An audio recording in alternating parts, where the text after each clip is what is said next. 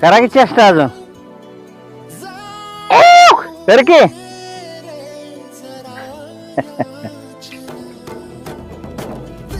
गरीबाची आदर नाही करता आला ना कदर करायची का